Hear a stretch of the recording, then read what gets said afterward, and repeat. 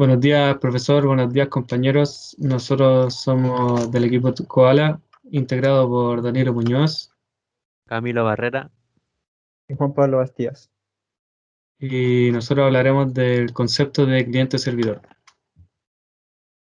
Antecedentes. El término cliente-servidor fue usado por primera vez en el año 1980 para referirse a PCs en una red conectados entre sí. El uso de las redes de computadores dio inicio al uso de recursos que se conectaban entre sí aunque estuvieran a una larga distancia mediante una interfaz de transmisión. Con el constante aumento del uso de los computadores personales, se hizo necesario implementar el gran acceso que tenían las grandes máquinas para manejar grandes cantidades de datos, siendo así la filosofía Mainframes la precursora de esta idea de conectar computadores. Las Mainframes cuentan con una alta capacidad, ya que este es donde las computadoras personales se conectan y acceden a la información, contando con terminales de ingreso y salida de información ya procesada. Son usadas por las grandes compañías que procesan una gran cantidad de datos como censos, estadísticas de industrias o planificaciones de recursos empresarios. El proceso cliente. Este proceso es el que interactúa con el usuario y su trabajo más que nada es manipular y desplegar datos permitiendo al usuario que entregue requerimientos al servidor. Además, se encarga de procesar la lógica y hacer validaciones, formateando datos, transformándolos en información útil para el usuario. También administra la interfaz de usuario y genera los requerimientos a la base de datos. Servidor. Este proceso se encarga de atender a los distintos clientes que piden algún recurso administrado y se conectan a dicho servidor. Que normalmente este contiene reglas de negocio, recursos de datos, contando con una lógica amplia para procesar las solicitudes de los clientes conectados. Una de sus funciones es que procesa los requerimientos de las bases de datos y formatea datos para entregárselos así al cliente, dependiendo de lo que estos les piden. Procesa la lógica de la aplicación y valida estos en las bases de datos. Arquitectura de cliente y servidor. La arquitectura cliente-servidor permite que los usuarios tengan acceso a la información de forma transparente, de tal forma que si el cliente hace una petición a un servicio, este envía un mensaje con la respuesta que provee el servicio. La forma en la cual se aplica el uso cliente-servidor es explotando las características de los PCs, dejando la administración de datos y su seguridad a cargo de la computadora central tipo mainframe, ya que ésta tienen una mayor capacidad. Esto sería como resolver un problema de una forma reduccionista, dividiendo y designando tareas únicas y especificando para cada módulo y así optimizar las aplicaciones. Su principal ventaja es que la forma en que se conecte el cliente y el servidor es independiente de las plataformas o sistemas operativos de cada uno. En la arquitectura de cliente-servidor se combina la interacción del cliente con el usuario y el servidor que por otro lado interactúa con los recursos compartidos. El servidor en sí tiene que tener una mayor velocidad de procesador, una memoria y una capacidad de disco de una gran calidad, siendo los servidores más demandantes, ya que un servidor puede dar servicio a muchos clientes que pueden estar conectados al servidor. No cabe destacar que la relación entre el cliente y el servidor es por medio de mensajes que el cliente envía una petición y le va entregando solicitudes a un servidor que le va dando así respuestas. Bueno, yo le voy a hablar sobre el modelo de dos capas. Vale. Uno de los objetivos de las dos capas es separar la lógica de acceso a los datos de lo que es la interfaz de usuario, en donde la lógica de negocio se pone en la capa de datos como procedimientos almacenados. En este modelo intervienen solo dos entidades, el cliente y el servidor. El papel del cliente es la aplicación o uso del usuario, y el papel del servidor lo desempeñaría la base de datos, el cual tendría la capa de negocios y la capa de datos. El procedimiento almacenado es una porción de código que reside en la base de datos. Es compartido por aquellos usuarios que tengan los permisos establecidos con relación a su acceso. Pero al tener esta lógica en la base de datos, hace a la organización absolutamente dependiente de la base de datos. Y puede ser difícil cambiar de sistema de gestión de base de datos. Este modelo tiene la desventaja de no ser escalable. Cada cliente consume mínimo una conexión al servidor. Dado que estas son limitadas, se restringe el número de clientes que debe coexistir. El modelo cliente-servidor tiene dos tipos de nodos en la red, clientes y servidores, pero también algunas redes disponen de tres tipos de nodos. Clientes que interactúan con usuarios finales, servidores de aplicación que procesan los datos para los clientes, servidores de la base de datos que almacenan los datos para los servidores de aplicaciones. Esta configuración se llama arquitectura de tres capas. Una de las características principales de este modelo reside en la desconexión entre la lógica de presentación y del negocio, y las lógicas de negocio y de los datos. Vamos a hablar de los protocolos de red. Un protocolo de comunicaciones o de red es un sistema de reglas que permiten que dos o más entidades de un sistema de comunicación se comuniquen entre ellas para transmitir información por medios de cualquier tipo de variación. De una magnitud física, se trata de un estándar que define la sintaxis, semántica y sincronización de la comunicación, así como también los posibles métodos de recuperación de errores.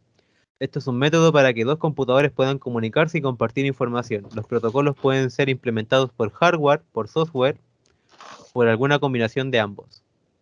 Bueno, el modelo OSI se llama Modelo de Interconexión de Sistemas Abiertos, más conocido como modelo OSI. Es un modelo de referencia para los protocolos de red. Fue creado en 1980 por la Organización Internacional de Normalización. Este estándar tiene por objetivo conseguir interconectar sistemas de distintas procedencias para que estos puedan intercambiar información sin ningún tipo de impedimentos. Y bueno, ahora pasaremos a hablar lo que son las capas, porque este modelo está dividido por 7 niveles o capas. Que tenemos la capa física, que sería la capa número 1. En esta capa se define el medio físico y la manera con la cual se realizará la transmisión. Tenemos la capa número 2, que sería la capa de enlace. En este nivel se encarga de dividir en trama los datos a ser enviados. Luego tendríamos la capa número 3, que es la capa de red. En este nivel de red es responsable de la entrega de un paquete desde el origen hacia el destino y posiblemente usando múltiples redes. Luego la capa número 4, capa de transporte. En este nivel es el encargado de asegurar que todo el mensaje llegue intacto y en orden, supervisando el control de errores y el control de flujo. Aquí se hacen uso de protocolos TCP o UDP, dependiendo del tipo de conexión usar. Luego tenemos la capa número 5. Este nivel es el encargado de mantener y controlar el enlace establecido entre dos computadoras que están transmitiendo datos. Luego tenemos la capa de presentación, que sería la capa 6. Este nivel se relaciona con la sintaxis y la semántica intercambiada por dos computadoras. Se encarga básicamente de que aunque tengan distintas semánticas, logren comunicarse. En la capa número 7, que sería la última y la llamada capa de aplicación, este nivel se ofrece a las aplicaciones la posibilidad de acceder a los servicios de las demás capas y define los protocolos que utilizan las aplicaciones para intercambiar datos. Bueno, terminando lo de las capas, pasaremos a lo que sería la conmutación. La conmutación es la acción de establecer una vía, un camino de extremo a extremo entre dos puntos, un emisor y un receptor, a través de nodos o equipos de transmisión. La conmutación permite la entrega de la señal desde el origen hasta el destino requerido. Luego de la conmutación tenemos los protocolos orientados a la conexión, que sería el dispositivo es un extremo de la comunicación, transmite los datos al otro sin tener que asegurarse de que el receptor esté disponible. Y listo para recibir los datos, el emisor simplemente envía un mensaje dirigido al receptor. Con estos protocolos son más frecuentes los problemas de transmisión y puede ser necesario reenviar varias veces los datos. Por eso no es muy recomendado. Ahora sigue lo que sería el protocolo orientado a la conexión, que es un modo de comunicación de redes donde se debe establecer una conexión antes de transferir datos y se negocian unas credenciales, que son el usuario y una clave. Para hacer esta conexión más segura y eficiente, se identifica el flujo de tráfico con un identificador de conexión. En lugar de utilizar explícitamente las direcciones de la fuente y el destino, esto hace a los conmutadores de red sustancialmente más rápido. Se recomienda ocupar este tipo para transferir datos. Pasaríamos a lo que son las unidades de datos de protocolo. Las unidades de datos de protocolo, o mejor dicho, las unidades de protocolo de datos, también llamadas son PDU, se utilizan para el intercambio de datos entre unidades disparejas. Y estas se dividen en dos, que son la PDU de datos, que contiene los datos del usuario principal, o de la PDU de nivel inmediatamente inferior. No nunca una superior, siempre la inferior. Y tenemos la PDU de control, que sirve para gobernar el comportamiento completo del protocolo en sus funciones de establecimiento y unión de la conexión, control de flujo, control de errores. No contiene información alguna proveniente de un nivel superior. Luego tenemos la unidad de datos de protocolo. Las unidades de protocolo de datos, también llamadas PDU, se utilizan para el intercambio de datos entre unidades disparejas. Existen dos tipos de estos, que son la PDU de datos, que contiene los datos del usuario principal, o la PDU del nivel inmediatamente inferior. Y luego tenemos la PDU de control, que sirven para gobernar el comportamiento completo del protocolo en sus funciones de establecimiento y unión de la conexión, control de flujo, control de errores, y no contienen información alguna proveniente de ningún nivel superior. Cada capa del modelo OSI en el origen debe comunicarse con cada capa igual en el destino. Cada capa de comunicación en el computador origen se comunica con un PDU específico de la misma capa en el computador destino. Significa que se comunica una capa del primer PC con una del último, pero deben ser la misma capa. Bueno, luego tenemos la trama de red, que es una unidad de envío de datos. Es una serie sucesiva de bits organizados en forma cíclica, que transportan información y que permiten en la recepción extraer esta información.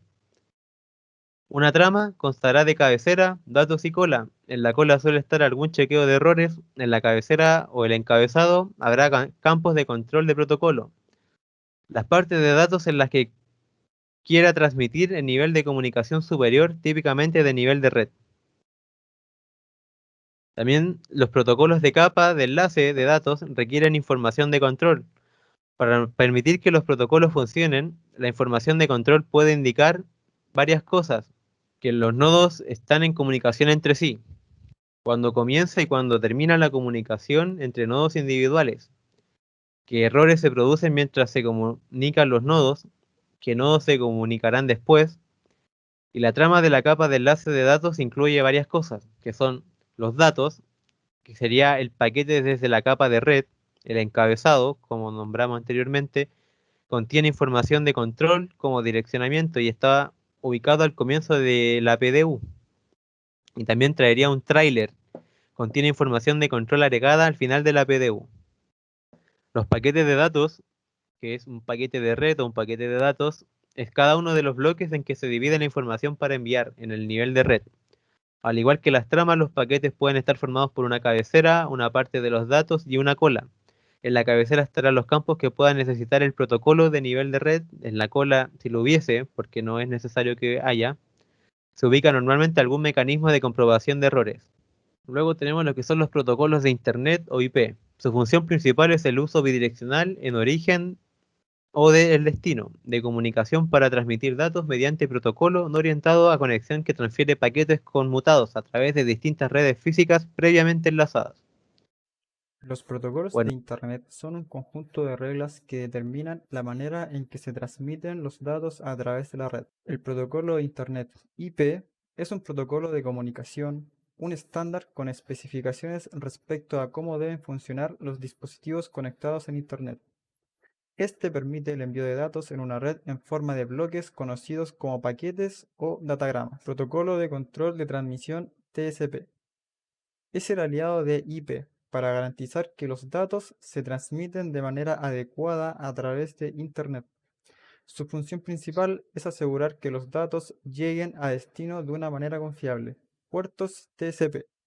Es la forma en que TCP, a través de un número de puerto, identifica las aplicaciones emisoras y receptoras. Modelo TCP/IP.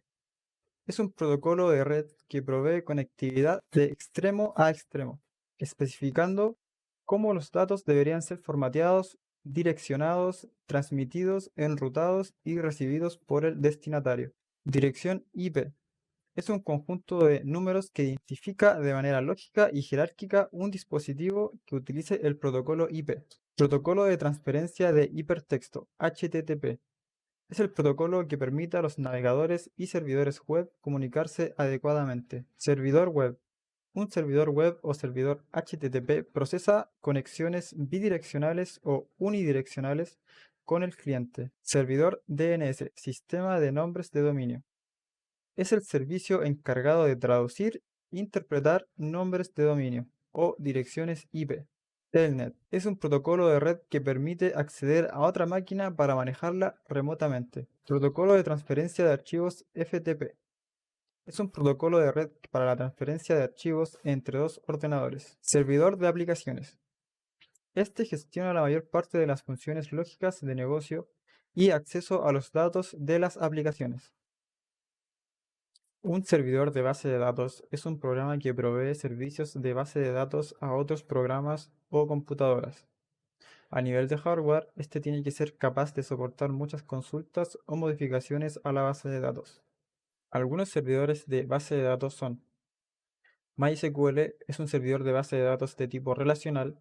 Se caracteriza por la ejecución de tareas en simultáneo, tanto lectura como escritura. PostgreSQL de tipo relacional se caracteriza por ofrecer una gran estabilidad, robustez y velocidad a la hora de administrar los datos. SQL Server de tipo relacional por parte de Microsoft ofrece compatibilidad con la suite de Windows y el framework.NET. MongoDB, motor de base de datos no SQL, orientado a documentos, a diferencia de los anteriores, este no guarda datos en tabla, sino en estructuras JSON, parecidas a JSON. Se caracteriza por ser multiplataforma, funciona en Linux, Mac OS, Solaris y Windows. En general, motores como MySQL son soluciones estandarizadas para el 90% de las bases de datos pequeñas o medianas, mientras que soluciones basadas en NoSQL como MongoDB tienen como objetivo la disponibilidad inmediata y soporte al crecimiento rápido en disco.